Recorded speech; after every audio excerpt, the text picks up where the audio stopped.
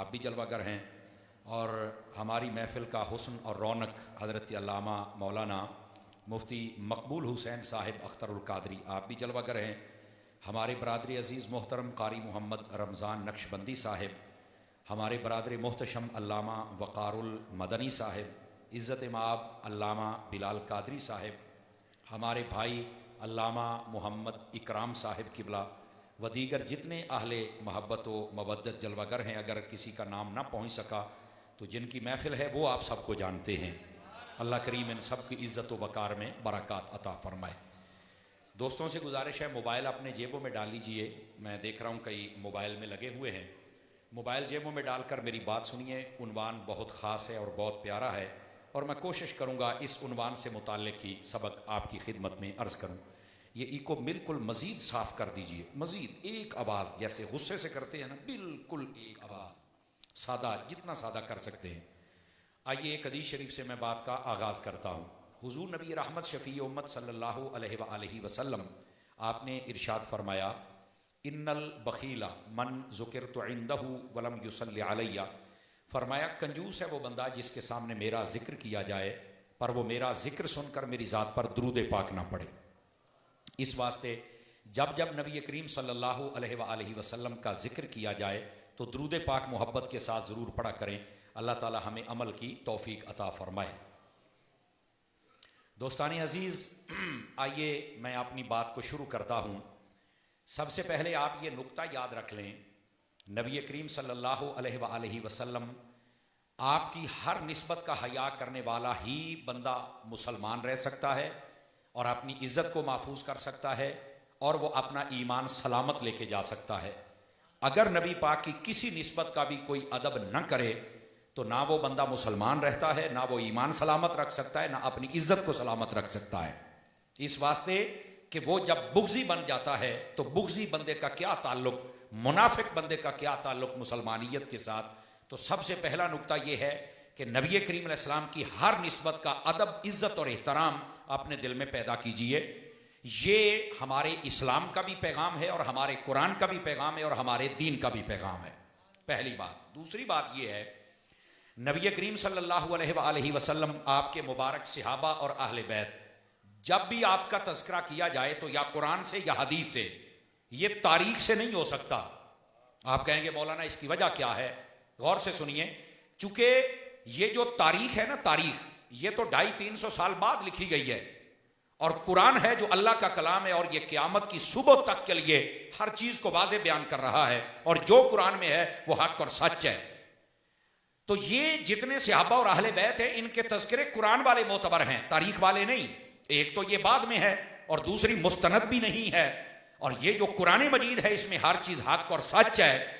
और तीसरी बात यह है कि सहाबा और अहले बैत ये तारीखी लोग नहीं हैं, ये कुरानी लोग हैं। अगर आपकी तबीयत साथ दे तो आप सुभान अल्लाह कह सकते हैं। ये कुरानी लोग हैं और जो कुरानी लोग हैं उनका तज़किरा भी तो कुरान से होना चाहिए ना। उनका फिर तज़किरा हदीस, ये तारीख से क्यों होता है? और फिर तारीख का हर हिस्सा हम मानते हैं जिसका ताल्लुक या कुरान से जुड़ जाए या हदीस से जुड़ जाए। और अगर वो कुरान और हदीस के अगेंस्ट चली जाए, मैच न कर पाए, तो हम उसे कबूल नहीं करते। जब ये म्यार हमें समझ आ जाएगा तो आधे मसले यही खत्म हो जाएंगे कि किताबों में बहुत कुछ है लेकिन वो कुरान से मैच नहीं करता, हम नहीं मानते। किताबों में बहुत कुछ है लेकिन वो हदीस से मैच नहीं करता तो हम उसे नहीं मानते। हमारे लिए तो असल तो कुरान है ना। और उसके बाद मेरे मुस्तफ़ा का फरमान है, ये दूसरा नुक्ता है कि जब भी बात हो सहाबा और अहले बैत की तो या कुरान से की जाए या फिर मेरे हुजूर के फरमान से की जाए। और इससे मुताबिकत रखने वाली तमाम तारीख को हम कबूल करते हैं और जो कुरान और हदीस से मुखालिफत में आ जाए उसको हम कबूल नहीं करते। ये दूसरी बात। अब तीसरी बात भी समझिएगा दोस्ताने गिरामी, ये अहले सुन्नत के नजरियात में से एक नजरिया है कि नबी पाक सल्लल्लाहु अलैहि वसल्लम, आपके जो सहाबा किराम अलैहिम रिदवान हैं या आपकी अहले बैत अतहार है, इन सब का, ये जरा मोबाइल जेबों में आ सकते हैं, मैं जरा परेशान हो जाऊंगा, मैं तकरीर नहीं कर सकूंगा, थोड़ा मुझे टाइम दे दीजिए। और आप बैठे ये आमदो रफ्त और दाएं बाएं देखना ये मुझे थोड़ा परेशान करे। जो आपका मौजू है ये बड़ा टिक कर सुनने वाला है और मैं अभी इसकी बुनियाद बना रहा हूं ताकि जनाब को समझ आ जाए। नबी पाक सल्लल्लाहु अलैहि वसल्लम आपके जो सहाबा हैं या आपके अहले बैत अतार हैं, इनके बारे में इनकी पूरी जिंदगी में जितने मुआमलात हैं उनको जब भी बयान किया जाएगा इज्जत और एहतराम से बयान किया जाएगा, ना कि नफरत और बेअदबी से बयान किया जाएगा। ये याद रख लीजिए। अब आप कहेंगे कि ये तीन बातें जो आपने समझाई कि इनका अदब और एहतराम भी जरूरी है और इनका तज़किरा भी कुरान और हदीस से जरूरी है, और जो कुरान और हदीस से मैच कर जाए, और जब भी इनका कोई मामला है अदब और एहतराम से, ये क्यों जरूरी है? उसकी वजह यह है कि ये सहाबा और अहले बैत ये मेरे नबी सल्लल्लाहु अलैहि वसल्लम के शागिर्द हैं। ये वो लोग हैं जिनको तैयार मेरे नबी ने किया है। तो अगर आप इनमें से ही ऐब निकालेंगे तो आप बताएं आपने अपने नबी के पल्ले क्या छोड़ा है कि नबी ने जिनको तैयार किया है उनकी ये हालत है। शर्म आनी चाहिए जो सहाबा पर एतराज करते हैं। तो मसल में नबी पर एतराज कर रहे हो कि नबी पाक ने कौन से लोग हमें तैयार करके दिए, तुम एतराज डायरेक्ट नबी पर कर रहे हो। जबकि कुरान और हदीस को अगर पढ़ा जाए, यकीन फरमाइए इस कायनात में नबियों रसूलों के बाद अगर मर्तबा है तो मुस्तफा के सहाबियों का मकाम और मर्तबा है, और उम्मतों में अगर मर्तबा है तो नबी पाक की उम्मत का मकाम और मर्तबा है। तो हमें इस बात का एहसास ही नहीं होता कि हम नबी पाक के सहाबा पर एतराज कर रहे हैं, अहले बैत पर एतराज कर रहे हैं। ओ भाई, तुम डायरेक्ट नबी की जात पर एतराज कर रहे हो कि नबी पाक ने कैसे बंदे तैयार करके दे दिए कि जिन्होंने नबी के जाने के बाद ही दीन का नक्शा बदल दिया, या माज़अल्लाह ऐसी तकरीरें करना कि एक दूसरे पर हमले कर दिए, खिलाफतें छीन ली, दरवाजे तोड़ दिए। ये कौन सी मुसलमानियत है? अगर ये आपस में लड़ते रहे थे तो मुझे बताओ कुरान हम तक किसने पहुंचाया है? नबी का फरमान किसने पहुंचाया है? ये दीन हम तक किसने पहुंचाया है? ये किसी के बाप ने नहीं पहुंचाया, ये अबू बकर उमर ने पहुंचाया है, ये उस्मान अली ने पहुंचाया है, ये तलहा जुबैर ने पहुंचाया है, ये हसनैन ने पहुंचाया है, ये नबी पाक की आल और 1.25 लाख सहाबा ने पहुंचाया है। समझ आ रही है? कोई नहीं आ रही आप हजरात को? तो इस बात से आप इजी ना लें कि ये मौजू कोई सादा सा मौजू है। नहीं, ये मौजू बड़ा अहम मौजू है भाई। अगर हम इस पर इतना डट के पहरा नहीं देंगे तो फिर आपके किसी मुआशरे के किसी बंदे की इज्जत नहीं होगी। चूंकि जहां अबू बकर की इज्जत नहीं है तो किसी के बाप की भी इज्जत नहीं है। जहां नबी पाक की बीवी हजरत उम्मुल मोमिनीन अम्मा आयशा की इज्जत नहीं है, वहां तेरी मां की भी इज्जत नहीं है। जब उनकी इज्जत है तो फिर सबकी इज्जत बन जाएगी ना। अब बात समझ रहे हैं आप सारे हजरात के? कोई नहीं। तो आप पहले तो इस मसले की हसासियत और नजाकत को समझे, और फिर अगली बात, और ये बड़ी तवज्जो तलब बात है मेरे भाई, आप जरा कुरान मजीद का मुताला करके देखें। कुरान मजीद बुरहान रशीद, अगर आप इसको पढ़ के देखें तो कोई एक पारा और कोई एक आपको मजमून कुरान मजीद में ऐसा नहीं मिलेगा जो सहाबा कराम अलैहिम रिदवान के तज़किरों से खाली होगा। आपको हर पारे में और हर जगह पर नबी पाक के सहाबा और अहले बैत के तज़किरे मिलेंगे। जज़ाकल्लाह। आपको बात समझ आ रही है हजरात? फ्रंट सीटों वाले मेरी तरफ देखेंगे ताकि मैं मसला समझाऊं। अब ये जो मैंने आयत तैयबा पढ़ी है, इसका फायदा पता क्या होगा? आप जब समझेंगे तो आपके काफी सारे मसले हल हो जाएंगे। पहली बात, अल्लाह रब्बुल इज्जत ने नबी पाक अलैहिस्सलाम के सहाबा के तज़किरे खुद कुरान में फरमाए, तो सहाबा के तज़किरे करना रब की सुन्नत है। पहली बात। दूसरी बात, किस अंदाज में फरमाया? वअलमू अन्ना फीकुम रसूलुल्लाह, फरमाया लोगों जान लो कि तुम में अल्लाह के रसूल मौजूद हैं। लौ युतीउकुम फी कसीरिम मिनल अम्र लअनित्तुम, फरमाया कि अगर वो हर बात तुम्हारी ही मान लें तो फरमाया फिर तुम मुश्किल में पड़ जाओगे। ये वो लोग जो नबी पाक की बारगाह में आकर कलमा पढ़ते ना और फिर कहते कि आप ये कर दें, आप ये कर दें, तो अल्लाह ने फरमाया तुम नबी पाक के सहाबी बने और कलमा पढ़ा है, लेकिन नबी को अपने मशवरे पर ना चलाओ, बल्कि उस मशवरे पर, उस हुक्म पर चलो जिस पर तुम्हें नबी चला रहे हैं। और आने वाला हर बंदा खुलकर अपनी बात कर सकता है, लेकिन अल्लाह ये तरबियत फरमा रहा है कि तुम अपनी बात जो भी करना चाहो कर लो, लेकिन फाइनल वही होगा जो मेरा हबीब तुम्हें हुक्म दे रहा होगा। समझ आ रही है? ये तरबियत है, ये रब ने तरबियत फरमाई और कुरान मजीद में मौजूद है, और इसको भी किसी भौंडे अंदाज में बयान करने की इजाजत नहीं है। ये भी है ना, बाद लोग ऐसी बातों को भी भौंडे अंदाज में बयान करते हैं। जिसके अंदर गंद होगा तो जाहिर सी बात है उससे जमजम तो नहीं निकलेगा ना। तवज्जो है ना? अंदर कुछ होगा तो उसे पता होगा कि हमने कैसे समझाना है। ये पहली बात। अब दूसरी बात सुनिएगा, अल्लाह रब्बुल इज्जत क्या फरमाता है? अल्लाह फरमाता है वअलमू अन्ना फीकुम रसूलल्लाह, याद रखो तुम्हारे दरमियान अल्लाह के रसूल मौजूद है।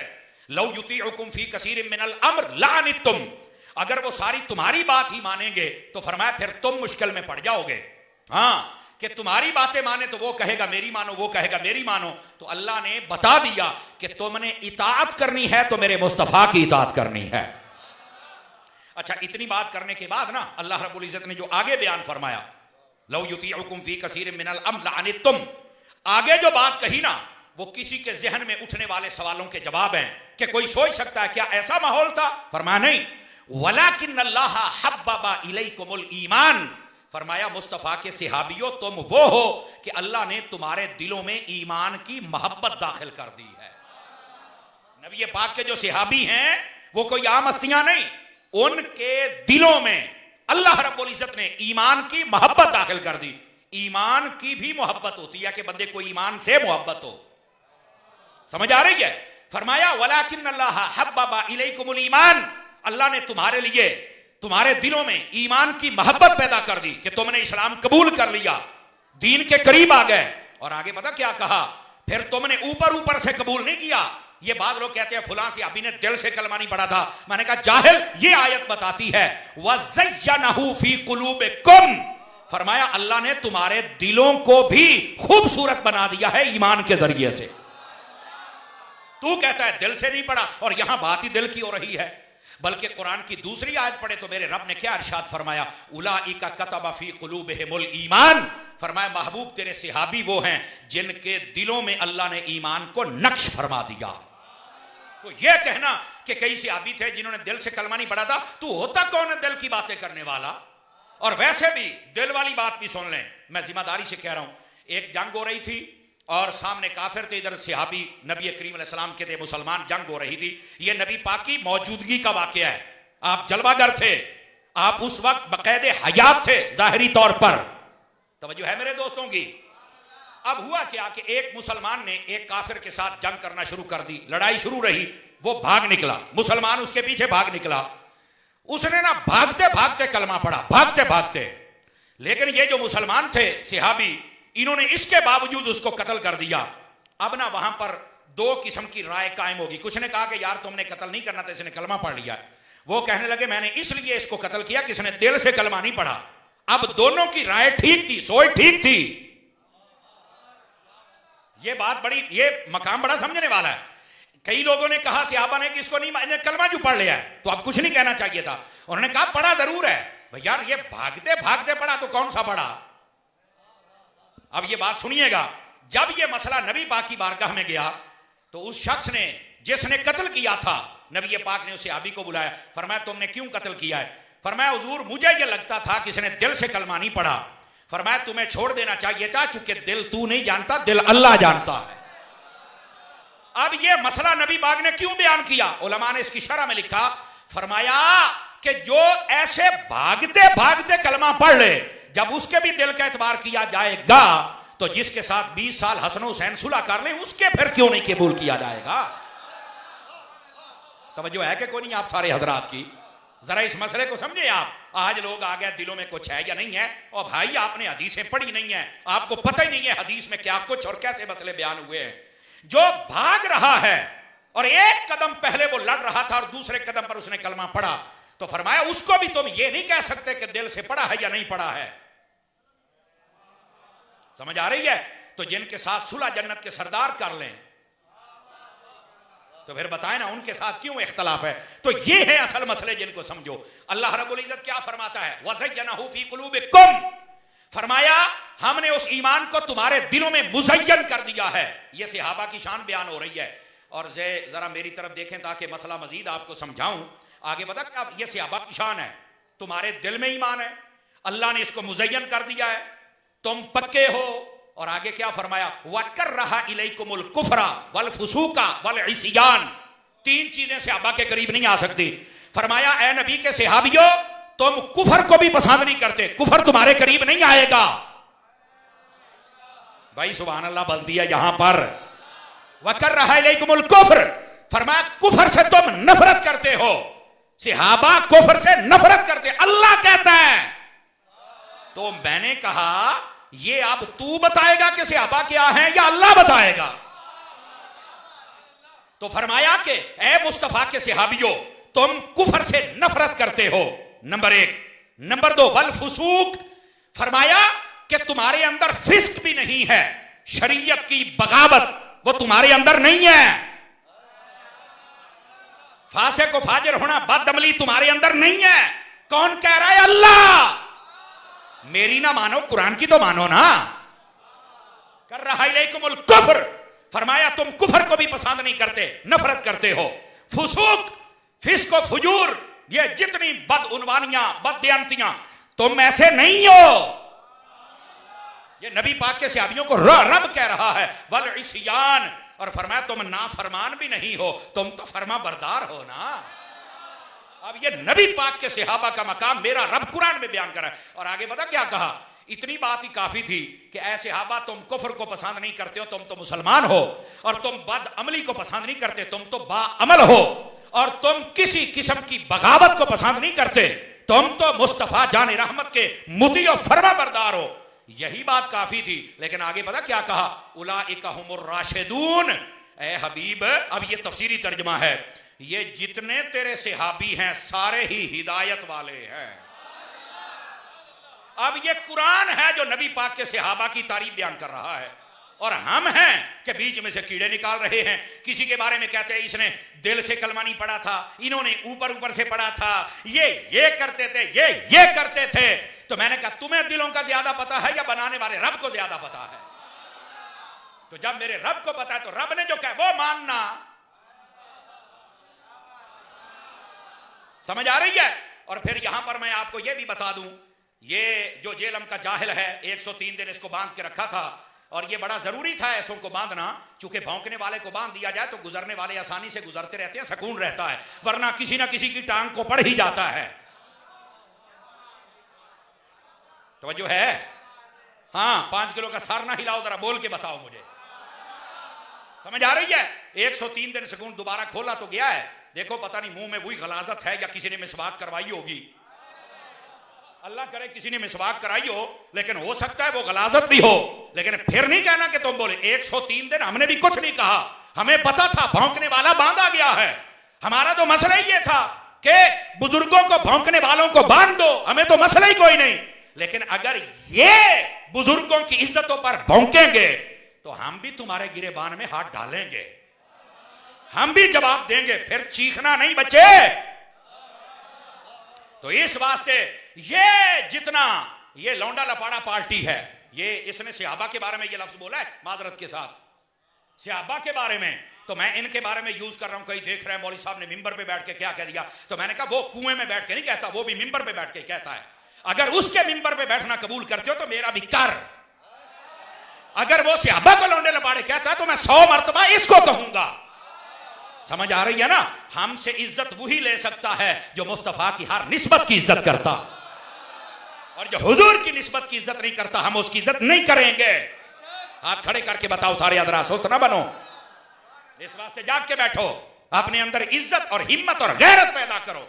लेकिन जो बात समझा रहा हूं इधर देखो, नबी पाक सल्लल्लाहु अलैहि वसल्लम आपके सहाबा के बारे में इधर देखो। अगर मैं ये स्टेटमेंट ना दिखा सका हूं जो चोर की सजा मेरी, इस जेलम के जाहिल ने कहा मुसलमान होना ये तो शर्फ है, लेकिन सहाबी होना कोई इज्जत की जगह नहीं, कोई शर्फ नहीं है।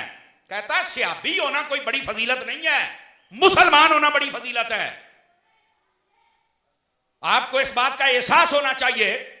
जो ये कहता है कि मुसलमान होना बड़ी बात है, सहाबी होना बड़ी बात है, यानी वो आजकल अपने आप को मुसलमान कहकर कहता है कि बड़ी बात है मैं मुसलमान हूं, लेकिन कहता सहाबी होना बड़ी बात नहीं है। और तुम्हें शर्म नहीं आती है? अगर सहाबी होना बड़ी बात नहीं तो नबी पाक अलैहिस्सलाम ने यह क्यों फरमाया असहाबी कन नुजूम, कि मेरे सहाबा ये सितारे हैं? तो नबी पाक ने यह क्यों नहीं फरमाया अल मुस्लिमून कन नुजूम, कि सारे मुसलमान सितारे हैं? नबी पाक ने सहाबा को क्यों कहा है?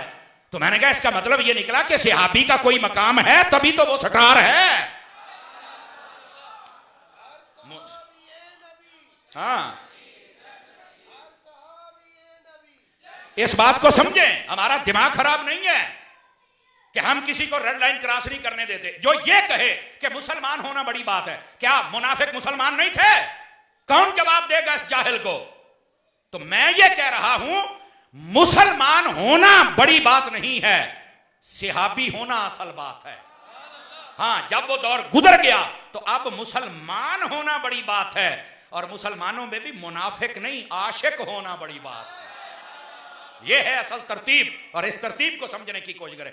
और जो ये कहता मुसलमान होना बड़ी बात है, सियाबी होना बड़ी बात नहीं, तो फिर मेरे नबी ने यह क्यों फरमाया अगर तुम आम जितने मुसलमान हैं, फरमाया तुम सारे ओहद पहाड़ के बराबर सोना खैरात करो और मेरा सिहाबी एक मुट्ठी खैरात करे, तो अल्लाह तुम्हें उतना सवाब नहीं देगा जितना मेरे सिहाबी को अता फरमाएगा।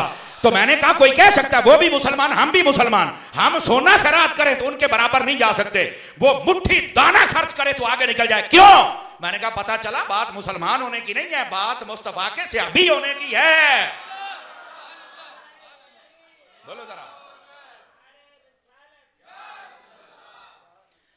तवज्जो है, इस बात को समझने की कोशिश करें। आपको किसने कहा सिहाबी होना बड़ा मकाम नहीं है? भाई अल्लाह के बंदो, यही तो आप कुरान और हदीस पढ़ोगे तो फिर आपको मसला समझ आएगा कि नबी पाक सल्लल्लाहु अलैहि वसल्लम के सहाबा का मकाम क्या है। और इधर आइए, तवज्जो मेरी तरफ, बातें बाद में भाई, तवज्जो। नबी पाक सल्लल्लाहु अलैहि वसल्लम के सहाबा का जब तक मकाम हमारे जहन में नहीं आएगा तो हम कैसे उनका दिफा कर सकेंगे? याद रखिए, इस कायनात के अंदर जितनी उम्मतें हैं, सब उम्मतों में अफजल मेरे नबी की उम्मत है, और इन उम्मतों में जितनी भी उम्मतें हैं, हुजूर की उम्मत अफजल होने के बाद नबी पाक की उम्मत में सबसे अफजल सहाबा हैं, और सहाबा कराम में सबसे अफजल 4 हैं, और चारों में सबसे अफजल अबू बकर है। ये तरतीब है। ये किसने कह दिया कि नबी पाक का सहाबी होना बड़ी बात नहीं? आपको किसने कहा? यही तो बड़ी बात है। जो आंखें नबी पाक का दीदार करें उनके लिए ये कहते हो कि कोई बड़ी बात नहीं है? ये तो मुसलमान जुमला नहीं बोल सकता। अच्छा, ये पॉइंट अगर आपने समझ लिया और इस जेल में जाहिल का रद भी आपको समझ आ गया, तो अब आइए जरा अगली बात मैं आपकी खिदमत में पेश करूं। नबी पाक सल्लल्लाहु अलैहि वसल्लम, आपके जितने सहाबा और जितनी आपकी अहले बैत है, इनको जब हमने मानना है तो अपनी मर्जी के मुताबिक नहीं, जिसको सहाबी रब ने कहा है, रसूल ने कहा है और उम्मत का इजमा है, उन सबको सहाबी मानना पड़ेगा। बात कहते हैं हम फुलां को नहीं मानते, तो मैंने कहा हम तुम्हें नहीं मानते। तेरा क्या मकाम व मर्तबा है? तू कौन है? तेरे ऊपर वही आई है, तुझे जिब्राइल ने बताया जा काम कर। आगे हम सहाबा को नहीं मानते, आप कौन होते हैं? और तुम्हें तो घर वाले भी नहीं मानते। तवज्जो नहीं फरमा रहे आप हज़रात। और आगे मैं नहीं मानता। वो तू कौन है यार? 10 मिनट लेट हो जाए तेरा दरवाजा को नहीं खोलता, सारा रात बाहर बैठा रहता है, बातें करता है। और जिस सहाबा की मैं बातें करता हूं वो थे कि जब हजरत अबू बकर सिद्दीक पर्दा कर गए ना, तो मौला अली से कहा कि मेरा जनाजा उठा के नबी के दरवाजे पर ले जाना। दरवाजा अंदर से बंद था। जब मौला अली ने कहा कि या रसूल अल्लाह हाजा अबू बकर यस्तादिन, ये अबू बकर इजाजत मांगता है, तो दरवाजा खुद ब खुद खुल गया था ना भाई। ये असल बात है। अगर आपको ये बात समझ आ गई नबी पाक के सहाबा और अहले बैत का मकाम व मर्तबा, अब आइए जो हमारा मौजू है जरा इस पर बात करें। मेरे भाई, नबी पाक आप एक हस्ती हैं हजरत अमीर मुआविया रज़ी अल्लाह तआला अन्हु की, और दूसरी तरफ हमने तज़किरा करना है हजरत इमाम जाफर सादिक का। और अगर देखा जाए तो एक सहाबी हैं और दूसरे अहले बैत हैं, तो क्या सुन्नी तेरी शान है? तू सहाबा का जिक्र भी करता है और अहले बैत की शान भी बयान करता है। समझ आ रही? और ये अगली बात भी बताऊं, ये हजरत अमीर मुआविया को आम शख्सियत नहीं है, ये नबी पाक के सहाबी हैं और इनकी नबी पाक के साथ रिश्तेदारी है। और पता कैसी है? सुनिए, इनकी सगी बहन है, नाम उम्मे हबीबा है। अमीर मुआविया पाक की सगी बहन वो नबी पाक की बीवी है। ये कईयों को शायद नहीं पता होगा, सुनियो, ये भी इनकी सगी बहन है।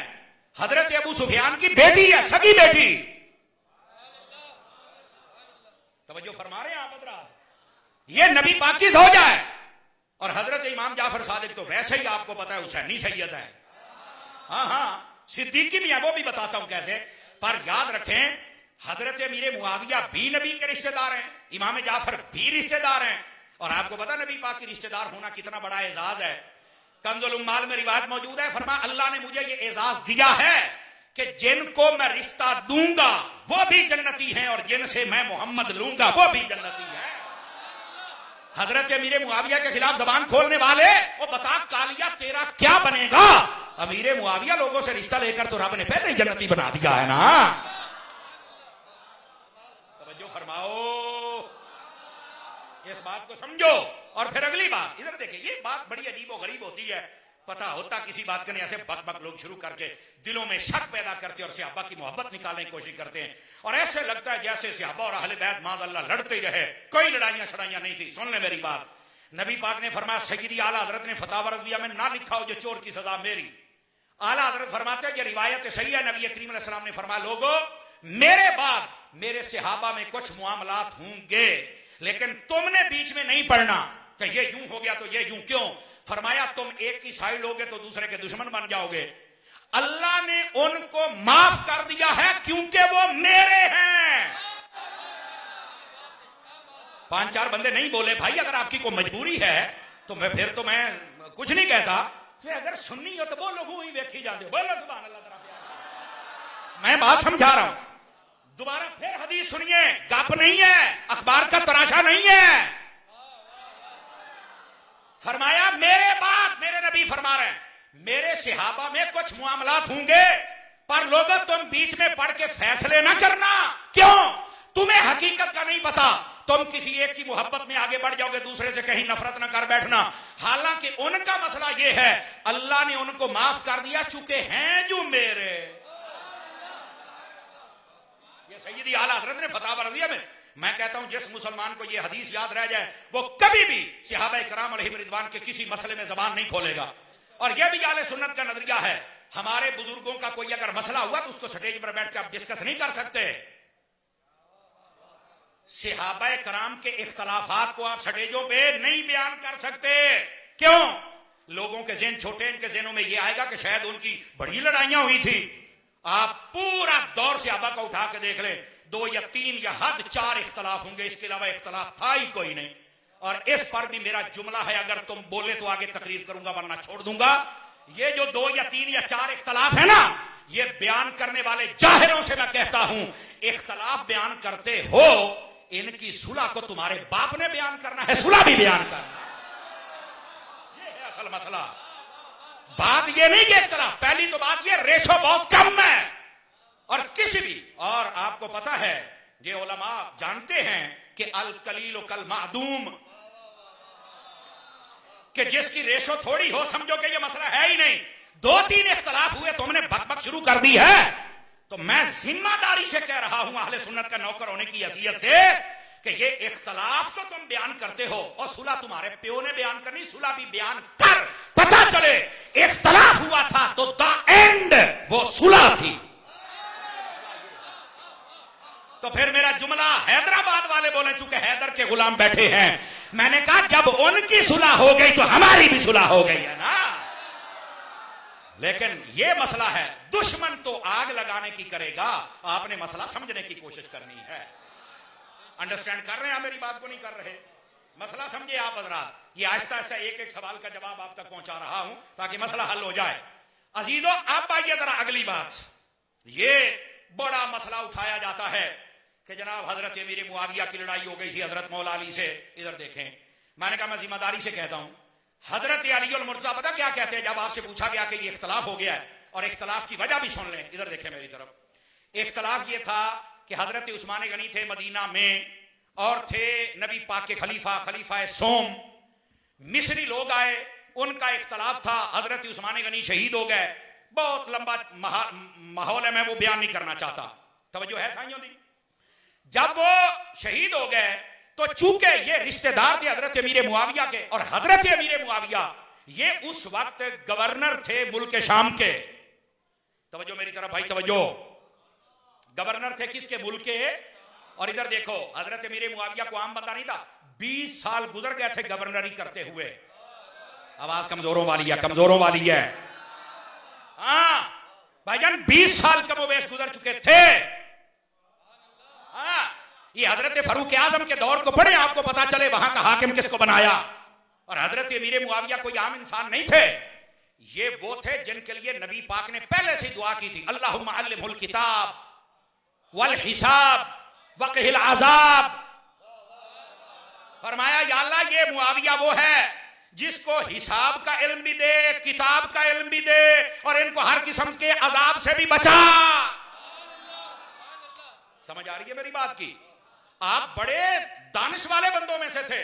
और सुनिए, हजरत अमीर मुआविया को 20 साल गवर्नर करते, तो जाहिर सी बात है जब पता चला तो उन्होंने वहां से खत लिखा कि मदीना शरीफ में उस्मान गनी शहीद हो गए, हाकिम बन गए हैं, और खलीफा अमीरुल मोमिनीन खलीफा राशिद हमारे किबला दिल काबा जा मौला अली शेर खुदा हैं।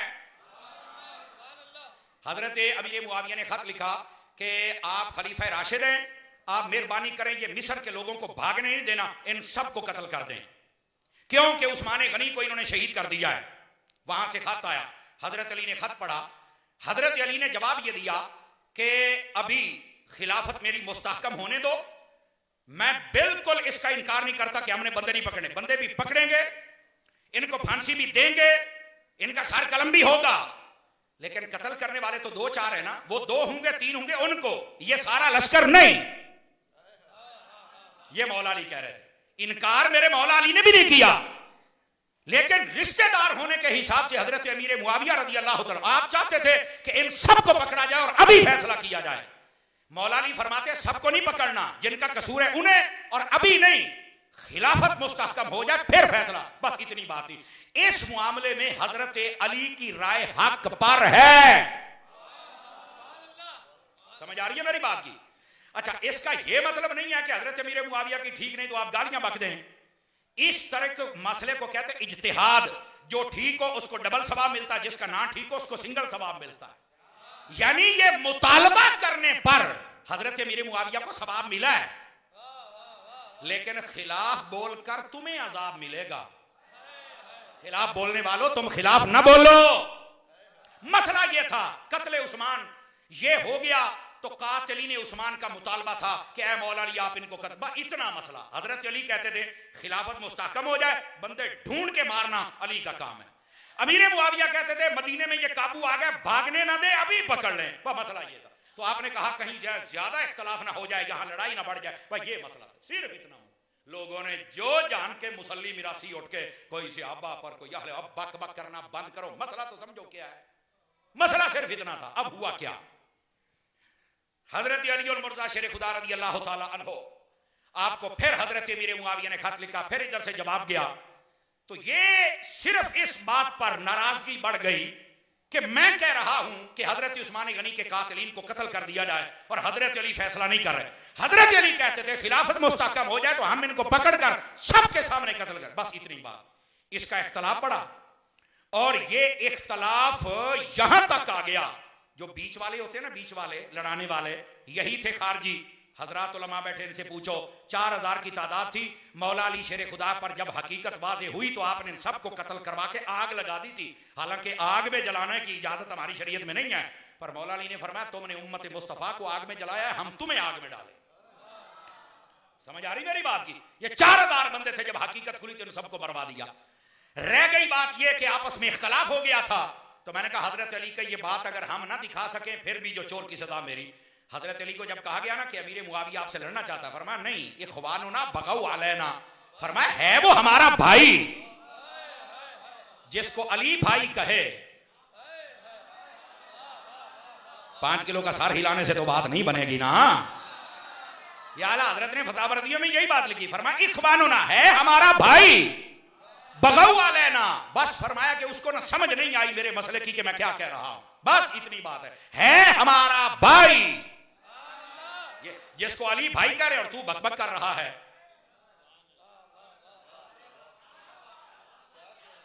अब हम अली वाले की माने या किसी गली वाले की माने? अब देखो एक एक बात। दूसरी बात, अब ये जो कहते नहीं जी जो हजरत अली के मुखालिफ आए थे तो वो बिल्कुल हमारा उनसे कोई ताल्लुक नहीं है। मेरी बात धीरे से सुनिए, अगर मैं जिम्मेदार हूं, कैमरे लगे हुए हैं। आपको पता है हजरत अली का सगा भाई जिनका नाम हजरत अकील था, सगा भाई, वो तो हजरत अमीर मुआविया के साथ था, वो हजरत अली के साथ नहीं थे। देखा पता ही कोई नहीं हो, चुप हो गए, एक ही हो भाईजान। इख्तलाफ बयान करते हो, कभी मुकम्मल मुताला तो करो, मसला क्या था। हजरत अली का सगा भाई, सगा भाई, वो हजरत अमीर मुआविया के लश्कर में है, वो अपने भाई मौला अली के साथ नहीं आए। उसकी वजह पता क्या थी? वो वहां रहते थे और वो समझ रहे थे कि हजरत अली जो कह रहे बात वो भी ठीक है, लेकिन गलत मुआविया भी नहीं है। कि कोई गुनाह कर रहा हो, इसकी अपनी सोच है, तो वो इसलिए उधर थे कि दोनों अगर मिलके बैठेंगे तो मसला जल्दी हल हो जाएगा। तो अगर ये कोई कहे कि हजरत अली के मुकाबले जो है सारे ही फारिग हैं, तो मैंने कहा अली के भाई के बारे में क्या ख्याल है? कह रहे नहीं ये तो मुझे नहीं पता। मैंने कहा पता होता तो सुनी ना होता, तू इख्तलाफ ही ना करता। ये दूसरी बात, हजरत अली का सगा भाई अमीर मुआविया के साथ है, कौन जवाब देगा इसका? हम तो तुम्हें भागने नहीं देंगे बेटे। और दूसरी बात, तीसरी बात सुनो, मैं जिम्मेदारी से कहता हूं, अगर ये बात भी हम ना दिखा सके जो चोर की सजा हमारी, हजरत मौला अली जब जंग हो रही थी ना, लड़ाई इतनी पहुंच गई कि आपस में यानी ये कुछ तो खून हो गया काम। तो हजरत अली के पास एक बंदा, उसने कहा इधर से भी बंदे मार रहे हैं, उधर से भी, तो ये कहां जा रहे हैं? यानी उसका था कि आप फतवा देंगे कि हमारे जन्नती हैं और वो जहन्नमी हैं। मौला अली शेरे खुदा ने पता क्या फरमाया? फरमाया कत्लाया, फरमाया जितने हमारी तरफ से फौत हो रहे हैं, कत्ला ना व कत्ला हु फिल जन्ना, फरमाया जो इधर से शहीद हो रहे हैं वो भी जन्नती हैं और जो उधर से शहीद हो रहे हैं वो भी जन्नती हैं।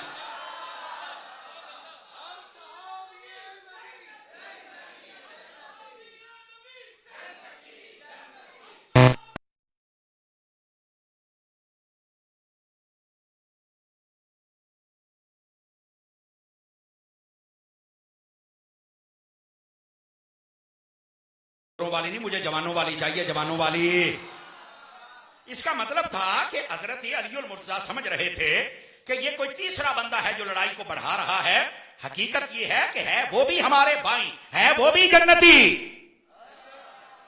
और फिर इससे भी अगली बात, ये देखो मैं धीरे से बात कर रहा हूं, सिर्फ आपने चेहरे चेक करने हैं। ये जितने भी शहीद हो रहे थे, पता जनाजे किसने पढ़ाए थे? सबके मौला अली ने पढ़ाए थे। मौला अली के इस अमल से कईयों के जनाजे निकल जाते हैं। क्या जवाब दोगे? लगा मौला अली पे फतवा। जिनको तुम गलत कह रहे हो हजरत अली उनको जन्नती कह रहे हैं, जिनको तुम गलत कह रहे हो मौला अली उनके जनाजे पढ़ रहे हैं, जिनको तुम गलत कह रहे हो उनके साथ मौला अली का भाई है। कौन जवाब देगा इसका?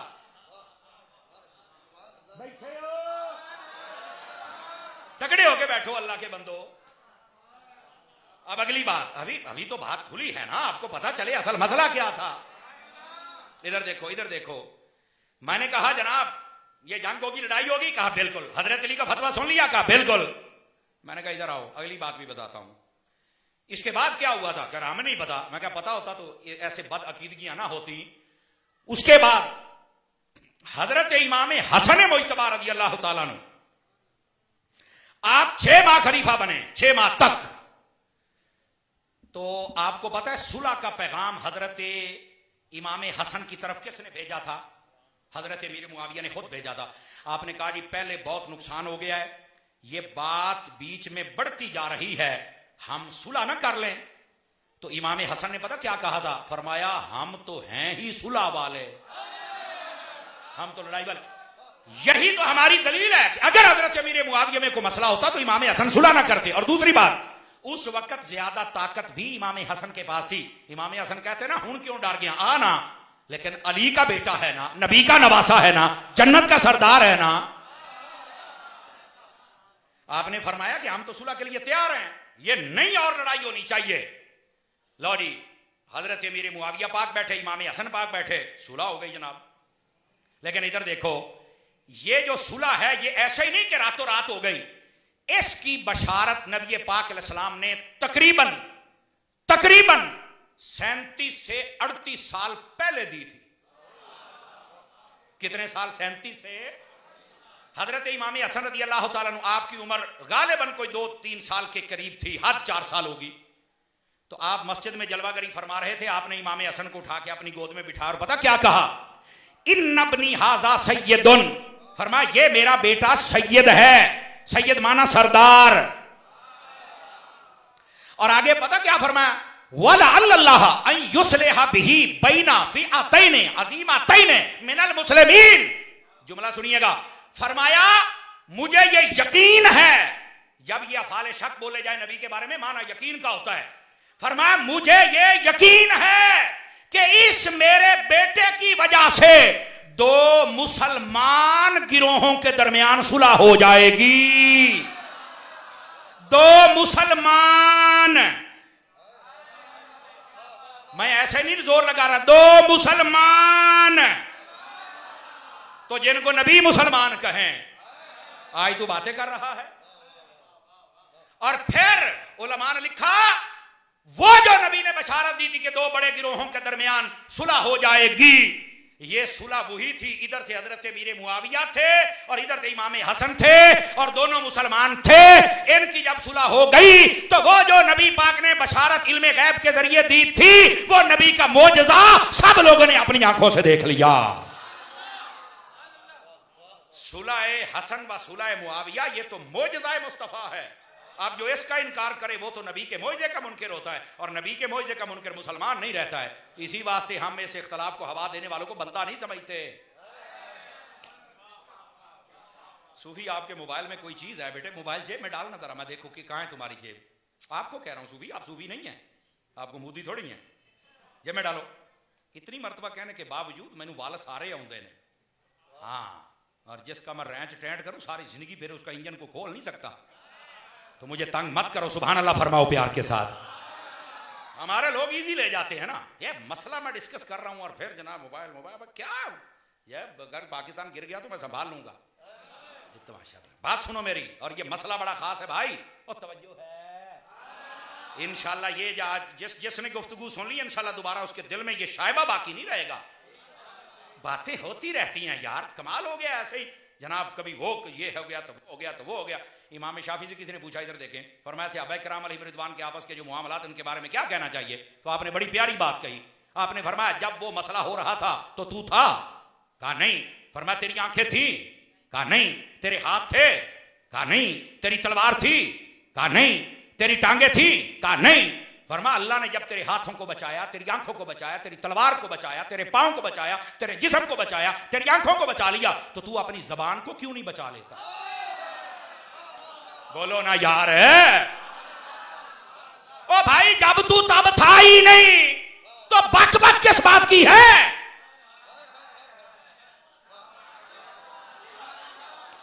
ये है मसला असल। दोस्ताने गिरामी, ये मसला है अजीजो। ये बात इसलिए कर रहा हूं, खुदारा अगर कोई इस मसले को ना माने ना तो यकीन फरमाइए वो हजरत इमाम हसन के पल्ले भी कुछ नहीं छोड़ रहा। बाज कहते हैं नहीं जी वो तो हजरत मीर मुआविया तो ठीक नहीं थे, तो मैंने कहा जो बंदा ठीक ना हो सुलह करनी चाहिए? कहा नहीं। तो मैंने कहा लगा इमाम हसन पे फतवा। कहा नहीं मैं यहां तो नहीं बोल सकता। मैंने कहा जाहिल हम यही कहते हैं, इनके मामले में बोलना ही नहीं। उसकी वजह यह है, इधर देखो, हमारे लोगों ने बड़ी सादा मिसाल दी है, थके तो नहीं है। घर माँ बाप होते हैं, हमारे बड़े बुजुर्ग हैं, आप ईमान से बताएं अम्मी अब्बा आपस में झगड़ते हैं कि नहीं झगड़ते? कभी कभार उलझन, लड़ाई झगड़ा, कभी ऊंच नीच हो जाती है। अबे बोलो ना। अम्मी को गालियां देते हो या अब्बे को देते हो? बताओ, बोलो बोलो बोलो। अम्मी को घर से निकालते हो या अब्बे को? नफरत किससे करते हो? हैदराबाद वालों जरा गौर से, सखी का लंगर खाने वालों इधर देखो मेरी तरफ, आप क्यों नहीं बोलते? अल्लामा साहब आपकी तवज्जो चाहता हूं, हजरात उलमा की। मेरे भाई अल्लामा गुलाम हुसैन साहब मदीने के मेरे दोस्त हैं, हुसैन आरिफ साहब मेरे मदीने के दोस्त, अभी इकट्ठे थे हम। मुनादिर इस्लाम साहब आपकी तवज्जो चाहता हूं, इधर देखो मेरी तरफ। इस बात को तो मैंने कहा माँ बाप तेरे सामने लड़े हैं और तुझे पता है कि यहाँ अम्मी का कसूर है या अब्बे का, ये भी तुझे पता है, चूंकि तू अंधा तो नहीं, पागल तो नहीं, सब तेरे सामने है, फिर नहीं बोलता। कह रहा भाई तारी साहब मैं नहीं बोलूंगा। क्यों? अबे मेरे बुजुर्ग हैं, बुजुर्गों की बातों में नहीं आते। तो मैंने कहा क्यों भाई?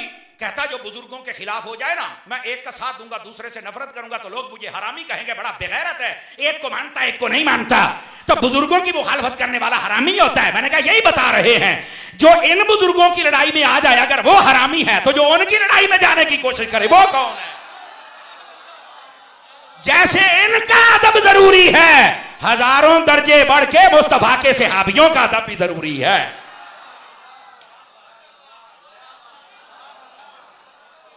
बात समझ आ रही है? आपको किसने कहा आप इख्तलाफात में पढ़े? आपको सुथरा दीन मिला है, उस पर अमल करें। तवज्जो है? आपको कहा किसने आप इख्तलाफात में? आपकी औकात क्या है? आपको तो पाकिस्तान 1947 में, आपको तो उसका नहीं पता है। बातें करते हैं जुमल की, सफीन की।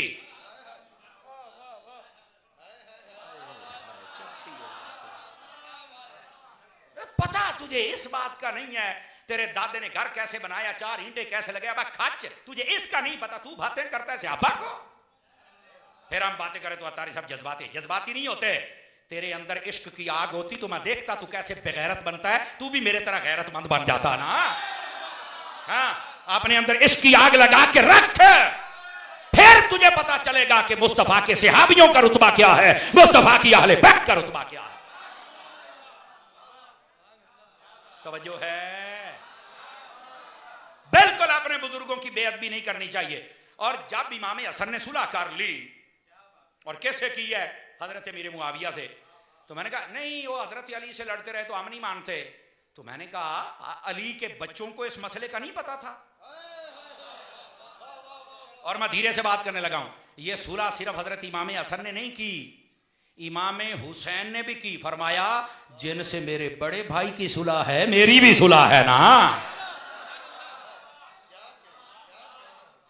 और ये दोनों जन्नत, और ये सुलह वो है जिसकी नबी पाक ने बशारत दी थी। अगर पूरी ना होती तो फिर भी तो कुत्तों ने भौंकना था कि नबी ने गैब की खबर दी, पूरी नहीं हुई। और अगर ये हो गई ये कुत्ते फिर नहीं रुकते। तो हम तो बंदे हैं ना, तो बंदों की तरह हदीस यूं ही समझ आती है। इख्तलाफ हो गया, लेकिन जब सुलह हो गई तो वो जो नबी पाक ने बशारत दी थी वो मुकम्मल हो गई। मैं आहिस्ता से बात कर रहा हूं, जब जन्नत के सरदारों की सुलह हो गई है तो जन्नत में जाने वालों की भी सुलह हो गई है।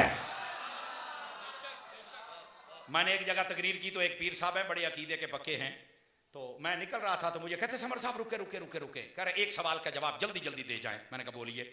कहने लगे कि हजरत मीर मुआविया और इमाम हसन की सुलह को लोग क्यों नहीं मानते। मैंने कहा जी मुझे नहीं पता, मैं पंजाबी में बताऊंगा, अगर आ जाए समझ ठीक है, ना बता में सही। मैंने कहा मुझे और तो नहीं पता, लेकिन मुझे यह पता है सरदारों की सुलह मुसलियों और मिरासियों को समझ नहीं आती। जो मिरासी हैं वो आज भी नाराज हैं, और जो आशिक हैं वो कल भी राजी थे, वो आज भी राजी हैं। अल्लाह अल्लाह ते खैर समझ आ रही है?